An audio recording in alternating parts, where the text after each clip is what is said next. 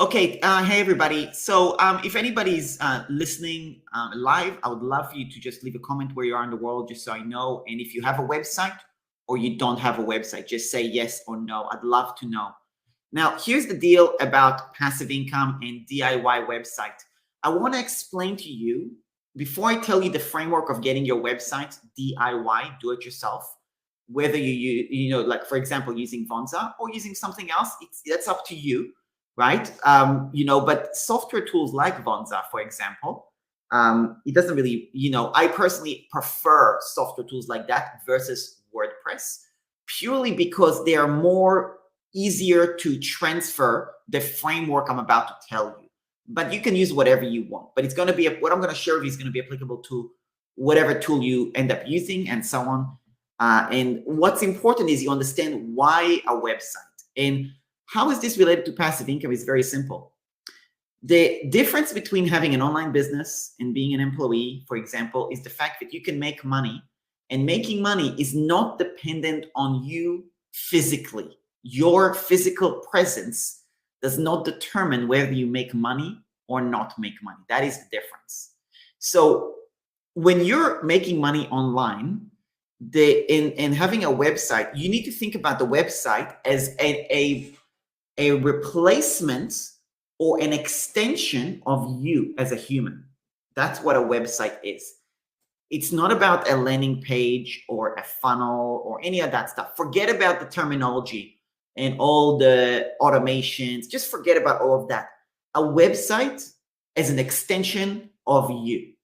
I want you to imagine for a moment that you are going down an apartment building, just going for a restaurant somewhere, and then you're going down the elevator and you're meeting a stranger, and you have that 30 seconds of going down the stairs in the elevator, and they ask you, what is it that you do? And whether you know it or not, that person happens to be your perfect ideal customer, okay? Now, in that 30 seconds of going down the elevator, you're familiar with the term elevator pitch, you have that chance to tell them who are you, what you do, who you serve, and they need to know by the time the elevator hits the bottom, oh my God, this is the person I need to talk to. I need to know more about them. So you have that 30 seconds. That's where the term about the elevator pitch also comes into play, right? Now, I can give you another analogy. If you're a guy and you're going to you're meeting your girlfriend's parents for the first time, then, and the father is going to ask you, so what is it that you do? Okay. Or vice versa. You might have that. Okay. So when you get asked, what is it you do? You have that 10, 15 seconds to tell the parent, who are you? What is it you do? Now pretend that person is your ideal customer. That elevator pitch. Think about it as your headline, your sub-headline, the first 10 seconds of your video on the homepage, the first sentence or two sentences of your website or your funnel. That is that section of your website, okay? So the whole point is that when you're doing that type of conversation offline, when you're meeting somebody, the same thing happens online. That's all it is. So if you can just transfer whatever conversation happens offline, that's your website. So now let's just say that the first elevator conversation goes really well. And the person says, oh, okay, I need to talk to you more. And then you go and you stop by a coffee shop to have a discussion, okay? Now that discussion is your sales page. It's your frequently asked questions of your website. It is the features and benefits. It's the pain points. It's the bonuses. It's the pricing. All of these details on your sales page is what would naturally come in that face-to-face conversation. So the first thing is to understand why you're doing a website. The reason you're doing a website is because you cannot be in that elevator 24/7. You cannot be in that shop 24/7. The coffee shop 24/7. You cannot be meeting 10 people at the same time. You cannot be meeting 100 people at the same time. You can't be meeting 2 people at the same time. A website is basically you virtually. It's an extension of you virtually. And when you understand that, all of a sudden the complexity of a website goes away from just technical blah blahs, which, trust me, I when I first built my first website, I didn't build my own website because I was so overwhelmed with all the tech stuff relating to that, right? Domain, hosting, what the hell is all that stuff, right? I didn't understand any of it. So now that you understand that, you can now figure out what is the framework to setting it up, right? So here's the framework of building that extension, okay? The first thing you gotta know is, what is the goal of your website? What is the exact reason you even have a website in the first place? And I'm not talking about your long-term goal of generational wealth or whatever. I'm talking about today, okay? Why do you want to have a website? Do you want to build an audience? Do you want to build an email list? That is the most typical reason why you would start a website in the first place. For example, like we are in a summit right now with Vonza. That's a totally different type of a website. You went through a registration page and all that. That's a summit funnel, okay? A summit website. That's a completely different use case. And that's cool. That's the purpose, is to get people registered to a summit. That's the purpose. So the website, the web pages are built with that goal in mind, right? So think about that for a moment. What is the reason you have a website? Figure that out, get crystal clear. Is it to generate leads? Is it to get people to watch your webinar? Is it to get people to book an appointment to speak with you on the phone? Is it to buy your ebook or your course? What is the reason? For most people at the very beginning, it is one of two things: book an appointment to speak with you, or to build your email list. It could also be to build your audience. So you would maybe send them to your Facebook group, your Instagram page, or your YouTube channel, or whatever. But at the end of the day, it's building an audience, talking to your customers. That's really the two main reasons at the beginning. Once you have that goal in mind and you really figure that out, and I'm talking about a beginner when you're just getting started, I'm not talking about building a full-blown sales funnel, okay? The next thing is to map out the pages. What are the pages you need? So the pages can be a landing page, a thank you page, and sometimes that's it. Keep it simple. But whatever they map out, that's all you want. Sometimes you want to have an about page, privacy page, terms and conditions. That's okay. Think about those things too. There's obviously, that's not really, there's not enough time for me to explain how to get all that done, but just have a rough idea. And I recommend you just grab pen, paper, sketch it out. Simple, okay? The next thing is you want to, this is step 3 of the framework, is to gather the assets. The assets that you need for that page. Now, what are those assets? Remember that elevator pitch? Remember that conversation in the coffee shop? Those assets are the things that you need. A nice picture of you, maybe. A video saying who you are, what you do, explaining that pitch. The headline, the frequently asked questions. Things along these lines. These are the assets that you need. The logo, the brand colors, the font. Get all that so you have that organized into a Google Doc. Once you've got the assets, you want to do the step number 4, which is find someone else's website that you love. Now, here is the thing. I'm going to tell you a little story.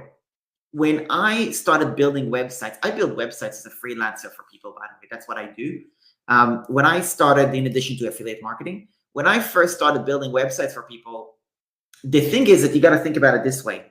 Here is me, and here is my customer that I'm building a website. They have a picture in their mind of how they want their website built, okay? So they have this vision right here, and they're like, I want this website. Now they need to communicate to me the vision of this pin. Now, the best way to transfer this vision, which is a mental picture, over to me right here, the best way to do that is to actually visually see someone else's website so I can see what they are thinking with. Because then they can point out, I like this about the website, I don't like this, I don't like that, I do like this. And it just goes like that. And you can really transfer ideas much better that way, okay? So that's the next step. Now you might find that you like 3 or 4 or 5 different websites. and you like one piece of it, as an example, right? Like some people love the headline, or they love the logo, they love the FAQs, or whatever, right? The next thing you want to do is you want to reverse, and that's step number 5, reverse engineer how that website was done, okay? And this can get a little bit technical, but the beauty of it is, doesn't matter what tools you're using, the framework of the websites are typically built on the same fundamentals, which is a section on the website, a column inside the section, and an element. Write it down. Section, column, element. 3 things. And this is a very similar structure that most software tools actually use. And once you understand that framework, you can then really visualize and reverse engineer how someone else did their website and visualize how yours will be built. Section, column, element. Okay. So the section is that block. The column is when you see 1, 2, 3. And then what's inside the column is the element.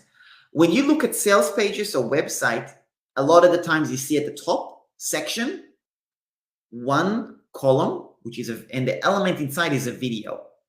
Under it, you then see the column, the section, 1 row, right, or 1 element, and 1 row, and then that element is a button, call to action button, buy now, whatever.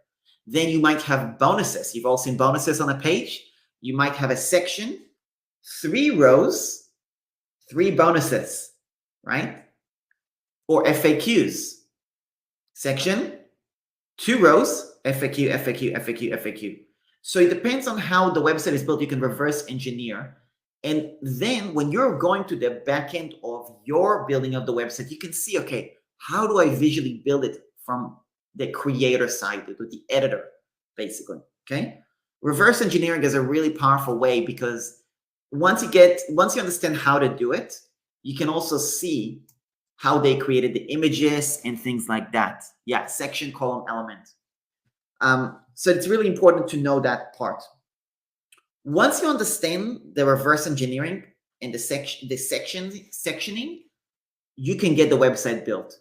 Now, let me tell you a little secret. When it comes to the framework that I just explained, section, column, element, once you understand that and you build your website based on that structure, you will find that the amount of mobile editing you need to do, because a lot of the time, a lot of people see their website on mobile, is the editing required to make a mobile friendly website is almost non-existent. I built over 100 websites. The amount of mobile editing I had to do on my websites for me and my clients, 1% of the websites I've built, I had to do mobile editing, maybe 2%, right? You need to understand the framework. And the worst thing you could do with a website that looks terrible is when you don't understand that framework of section, row, element. When you don't understand that and you mess it up, you make the website not just look not pretty, you make it look unappealing, you make it look DIY, and you make it very difficult for somebody to come in and edit it as well, because it's easier to just start from scratch. Okay, so that's kind of the framework. Okay, so I'm going to recap the 6 steps. Figure out the goal of the website, step number 1. Step number 2, map out the pages, sequence of the pages. Step number 3, gather the assets. Step number 4, find a website that you like, love, or several of them, what you love about it. Reverse engineer how it was built. And then based on all of these, you build it. That's step number 6, okay? So that's what I would recommend you do. This is a very, very simple framework. And the reason this works really well is because you don't need to reinvent the wheel, and you want to keep things simple. Now, the way I personally love to build websites for people and so on is to do it with them, right?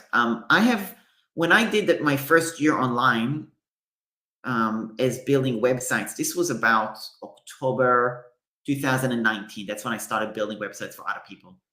And I enjoyed it. I started with Shopify, and then I kept on progressing to different tools. I did a little bit of Elementor on WordPress, and then I evolved to other tools as well, similar to Vonza. That's the tools that I did, and Vonza works very, very similar, right, in some ways.